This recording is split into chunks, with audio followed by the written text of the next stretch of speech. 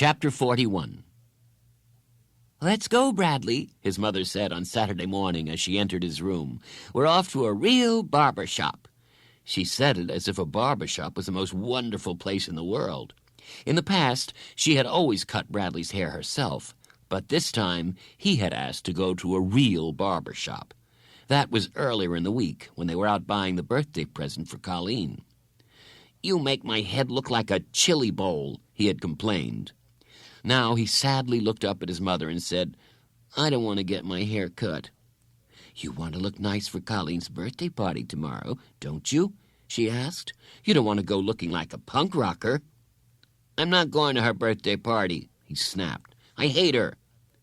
Bradley's mother left him alone. He heard Carla's voice in his mind. "Saturday, I'm going to need someone to help me move all my things out of the office. I would appreciate it very much if you would come and help me." The knot in his stomach tightened. "No, I hate you," he said out loud. His father knocked and came into his room. "Bradley, I think we need to talk," he said, "man to man." Bradley stood up. "Why don't you tell me what's bothering you?" asked his father. "Maybe I can help." Bradley didn't want any help. "I was very sorry to hear that your counselor had been transferred to another school," said his father. "I know how much you liked her. At first, I didn't like the idea of you seeing a counselor, but—" "I have to get my hair cut," said Bradley. "Mom said so." He walked out of his room, leaving his father behind him. His mother drove him to the barber shop. Carla's voice spoke in his mind. "We could have lunch together. We can go to a restaurant." The knot pulled tighter. "Just the two of us. And tighter." "It'll be lots of fun," Carla said. "And it will be a great help to me. And tighter." "Maybe I'll see you on Saturday," said Carla. "I would like that very much." "And tighter." "You're not Cinderella, and I'm not Prince Charming." "And tighter." "I like you, Bradley. I can like you, can't I? You don't have to like me." The knot pulled so tight it broke. "Stop the car!" he shouted. "I have to go back." The car swerved. "Don't ever do that again!" exclaimed his mother. "We could have had an accident." "I don't believe in accidents." "I'm getting sick and tired of your nonsense, Bradley. What is your problem?" "I can't get my hair cut now. I have to go to school." "On Saturday?" "I'm supposed to see my counselor. She is waiting to see me." "Call the school if you don't believe me." The car stopped in the parking lot in front of the barber shop. "We're here," his mother said sternly. "You're getting your hair cut now." He stepped out of the car and reluctantly followed his mother into the barber shop. It smelled oily, like hair and hair oil and stale bubble gum, all mixed together. All around him, mirrors reflected mirrors. The place was ugly, and the mirrors reflected the ugliness, multiplying it 100 times back and forth. They seemed to reflect the awful smell, too. He couldn't believe he had asked his mother to take him to such a place. It was like some kind of horrible dungeon where kids went to be tortured. But worst of all, he had to wait his turn to be tortured. All the barber chairs were occupied. He sat on a torn red couch. "Do you want to read a comic book?" asked his mother. "No, thank you," he answered quietly. Finally, it was his turn. He climbed into a slippery, oily vinyl barber chair. The barber tied a shiny apron tightly around his neck, nearly choking him to death. The barber began by combing his hair. Bradley wondered why he had to comb it if he was going to cut it anyway. At last, the barber picked up the scissors and began to cut. But he never cut off a big piece of hair all at once. Instead, he kept snipping little bits of hair off of the same piece of hair over and over again. The whole time, Bradley had to stare at himself through the filmy mirror. He gritted his teeth and waited for it to be over. The barber put down the scissors, but then he picked up the comb and started combing again.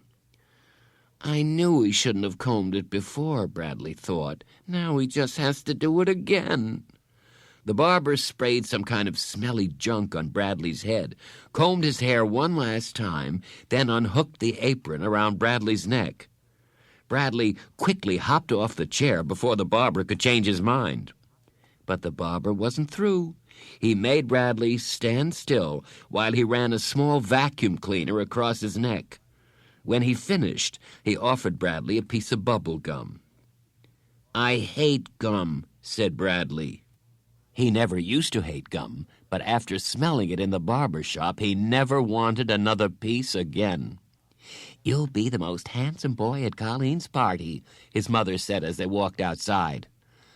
"Can you drive me to school, please?" he asked. She nodded. 10 minutes later, he jumped out of the car, ran up the steps in front of the school, and pulled on the double-glass doors. They were locked.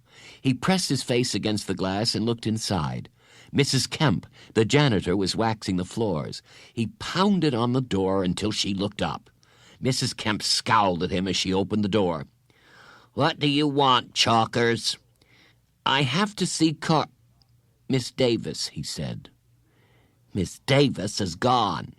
He ducked under her arm, which held open the door, and ran into the building. "Chalkers!" she shouted after him. "I'll call the police." He opened the door to Carla's office and stepped inside. Except for the round table and chairs, the room was empty. But in his mind he heard Carla say, "Hello, Bradley. It's a pleasure to see you today. I appreciate your coming to see me." Tears rolled down his face. He noticed a large manila envelope lying on the table. He picked it up.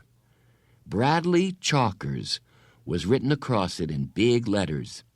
Under that, in smaller letters, was the following: "Mrs. Ebble's class, room 12, good friend, honest, thoughtful, caring, polite, whom I will never forget, and who I hope will someday forgive me. Last seat, last row." "There you are," said Mrs. Kemp as she came in after him. "If you don't get out of here right now, I'm going to call the police."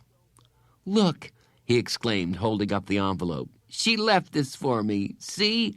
We were friends, Carla and me. We were best friends." "You have 10 seconds to leave this building," said Mrs. Kemp. 1, 2. He took the envelope and left. He opened it on the playground next to the monkey bars. Inside was the book My Parents Didn't Steal an Elephant by Uriah C. Lasso and a letter.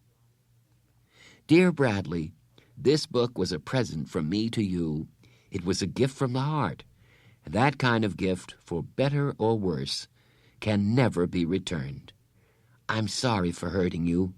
I didn't mean to. If it makes you feel any better, you hurt me too when you didn't come see me Friday or Saturday. I kept hoping I'd see your happy face walk through the door. I hope you didn't mind that I gave your book report to Mrs. Ebble. It was just too good to throw away. You can do such wonderful work. Now, if only you can learn how not to rip it up. I hope you went to Colleen's birthday party. If you did, I'm sure you enjoyed it. If you didn't go, that's all right, too. There will be lots of other parties. You're a very likable person. You'll always be very special to me. It was always a pleasure to see you. I appreciated your coming to see me. Thank you for sharing so much with me. I love you. Carla." Bradley's father was leaning on his cane on the front stoop when Bradley came walking home. "I want to talk to you, Bradley," he said sternly. Bradley ran to him and hugged him, nearly knocking him over.